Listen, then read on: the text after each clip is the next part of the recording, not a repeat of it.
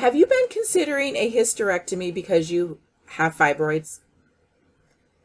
Over the next couple of minutes, I'm going to teach you the 5 most important things to consider before you say yes to a hysterectomy. Now, I know that fibroids can completely change your life, suck the life out of you, and I don't want to add to that stress. So I'm going to grant you access to the first module of our Fibroid Freedom Workshop for free. Just comment FFW below, and I'll send it right over to you over Messenger. It's your gift for staying tuned for the next 3 minutes.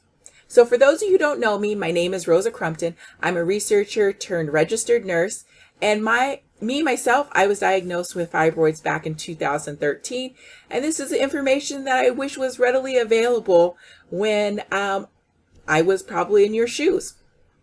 So just give me 3 minutes. I'm going to teach you what I think you really need to know before you consent to a hysterectomy. You ready? Okay. Number 1, do you want to get pregnant? Now, some of you may be saying, heck no. And others, there's a little inkling, a little thought that maybe I might want to get pregnant someday. I don't want to take that possibility off the table. So if that is you, then I want you to take hysterectomy off the table because, as you know, taking your uterus out is a total and complete surgery that's irreversible. So that being said, number 2, what are my personal surgical risks? Now, there's general surgery risks for everybody. Those are things like risk for infection, risk for bleeding. There's a risk that while you're under anesthesia, your heart may stop, things like that, or you may stop breathing. Those are general and they apply to everyone.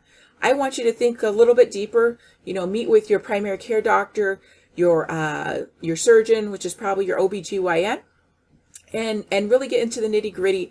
What are your personal health factors? Do you have hypertension? Do you have diabetes? And how do they feel like that's going to play? Do you have a family history of any weird things happening during surgery? So I want you to look at what your personal surgical risk factors are. Number 3, do you have support for your recovery period? This could be anywhere from 2 to 4 weeks if you have a laparoscopic procedure, and I'm going to say 6 to 8 weeks, maybe even longer, depending on how you heal up.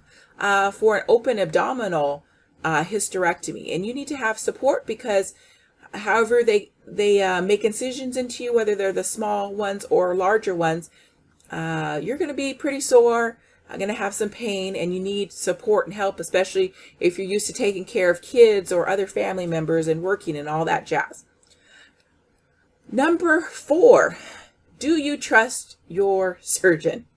Do you trust your medical provider? I want you to feel very, very comfortable with the person that you are entrusting to your care.